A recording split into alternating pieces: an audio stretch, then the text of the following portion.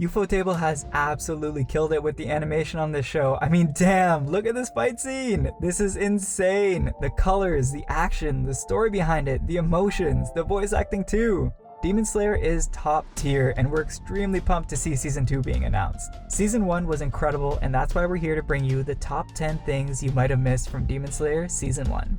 Before we get into it, don't forget to like and subscribe for weekly 10 things you missed from your favorite anime. We've got Season 1 of ReZero, Dr. Stone, and Jujutsu Kaisen posted up, and we here at DetectiveAnime love making these videos, so just comment below which show, season, or even anime movie you want us to do next, and we'll add it to the list. Without further ado, number 10. Is this show just a ginormous JOJO's reference? Let's be honest, every anime takes a bit of inspiration from JOJO's because honestly, it's kind of impossible not to when you've done literally every anime trope imaginable. But hear us out, Demon Slayer's power structure is literally about breathing techniques, just like JOJO's Hamon. There's a guy trying to be the ultimate life form and conquer the sun, just like Dio and Cars. And to top it all off, there's an even greater walking meme that draws from JOJO's in episode 26. While anything can pretty much be called a JOJO's reference at this point, I think this is pretty cut and dry right here. Number 9. What is a Tengu mask? As we mentioned in our most recent 10 things you missed from ReZero Season 1, there's a consistent theme that any character you meet in the anime world hiding behind a mask is probably going to be important to the story. Whether it's Tobi, Zero, or Kaneki, there's likely a reason that they're hiding behind a cover, and the tough love Sakonji Orokadaki is likely not an outlier. We met Sakonji as the first person in the story to train Tanjiro and take care of Nezuko, right after being sent by the current water Hashira, Tomioka Giyu. While he's grown to be a fan favorite, it's clear that the fandom has questions for who he is and why exactly he covers his face with what is known as a Tengu mask. If you aren't aware of what Tengu is, Tengu masks are really popular in Japanese folklore, and the word Tengu itself is usually associated with the dog-like Chinese demon Tiango. Tengu were seen as evil spirits that caused destruction wherever they went, and Buddhist practices taught that they were demons and tricksters who opposed Buddha. But this role had changed during the Kamakura period, where a book of Buddhist stories were published to make a point that there were both good and bad Tengu. Because now we have to question whether he could have a hidden agenda working as a trickster in the background, or is he a good Tengu, a former member of the Hashira working to cultivate new demon slayers for the purpose of ridding the world of demons. Number 8. The inspiration of Rorouni Kenshin.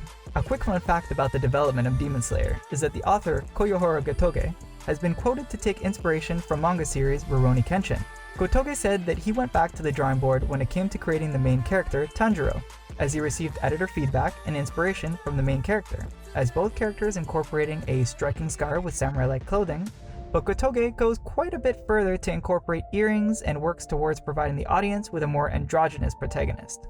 Number 7. Tanjiro's Hanafune-like earrings.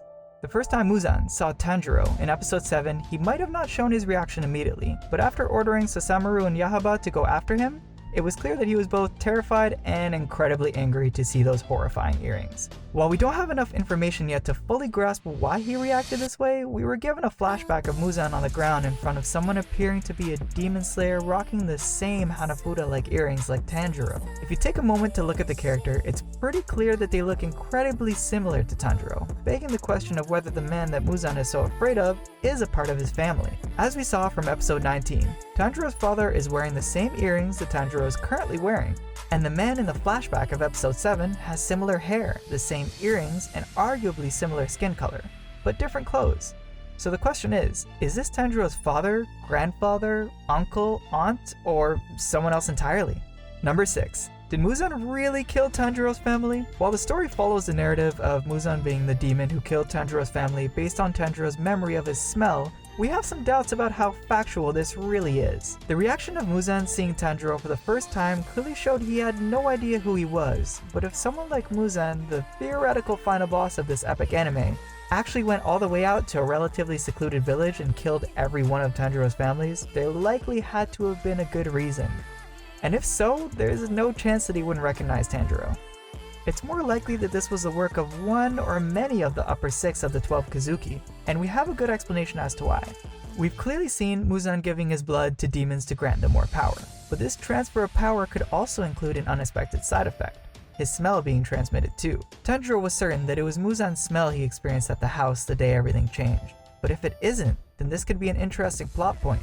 If you're still not convinced, then think about Nezuko's resistance to her demon instinct. It's clear that any demon with Muzan's blood directly infused into their body will attack a human for their blood, but Nezuko doesn't. This could possibly be because instead of Muzan directly changing her into a demon, it was one of the 12 Kazuki, hence an incomplete transformation.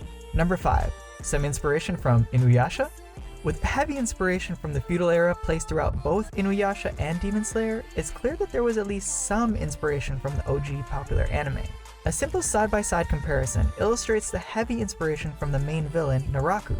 The red eyes, wavy black hair, tiered demon structure used to achieve their goals, gender-fluid adaptability as they shapeshift to manipulate people for their end goals. Well, the only thing that's missing here is a female character for Muzan to obsess over, and all the checks have been marked. Number 4.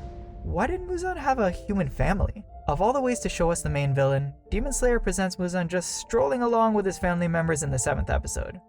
An uncharacteristic side of most villains, aside from the previously mentioned Naraku. And though it wasn't explicitly explained, a databook gives us the reasoning behind the demon's family connections.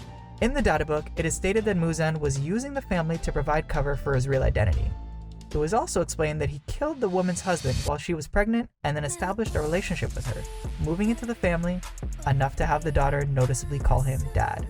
It was also mentioned that she belonged to an influential family, so there would be no way for the Demon Slayers to come and investigate them, since that might have resulted in their presence being known throughout the world. Number 3. The Rising Sun. Unfortunately, we can't get into too much historical information regarding the relationship of Japan and South Korea, but we recommend anyone who's interested in a deeper understanding to take a quick Google search. The reason we mention this is that the Rising Sun is the flag that was used by the Japanese military in the Second World War, and due to the two countries being on the opposite ends, it's seen as disrespectful for the South Koreans to use the same pattern on Tanjiro's earrings. There was so much backlash in Korea that Netflix had to edit out the design for a more minimalistic one. Number 2. Wisteria flower might be more important than we think. We already know that demons avoid Wisteria whenever they can, but the question is, why? What exactly is it about the flower that makes demons avoid it? Wisteria is historically viewed as a symbol for long life, immortality, support, sensitivity, and a few other pleasant concepts, making it an ideal weapon against demons aiming to, well, take away everything that it represents. While on the flip side, the red spider lily that's seen at times near Muzan symbolizes hard goodbyes, tragedies, and death. It's likely that Muzan may be sensitive or allergic to the Wisteria flower, and because he passed his blood to all the other demons, they've adopted this painful reaction. With this information, it could serve as a potential source of weaponization for the Hashiras to use in making weapons and potentially forming the basis for taking down Muzan during the ending of the series. Number 1. Almost too easy? Honestly, if this is right, it would just be a little too obvious, but we'll go out and say it anyway. We've seen the leader of the Hashiras being one of the nicest and soft-spoken people in the entirety of the show, and he's clearly immensely respected by his people, but so is Muzan. We've already seen the main antagonist changing his appearance according to his needs and acting in a way that matches whatever needs to be done, but none of the Hashiras have been able to catch a glimpse of the Demon King itself throughout history, and that could be due to one simple idea executed by Muzan: keep your friends close, but your enemies closer. Kaguya's insistence on not punishing Tanjiro and Nezuko might be due to some ulterior motive he has planned for the siblings. He also calls Hashira his children despite some of them being supposedly older than him. So what if he's actually Muzan himself? I mean, just look at the two white-haired girls, they're creepy as hell. Though it's a bit far-fetched, it would be a pretty crazy plot twist, so I guess we'll see what happens when Season 2 comes around. Until next week, we hope you enjoyed the video. We post weekly things you missed on Thursdays, so comment below which show, season, or anime movie you want us to do next. Also, don't forget to like, comment, and subscribe if you enjoyed the video.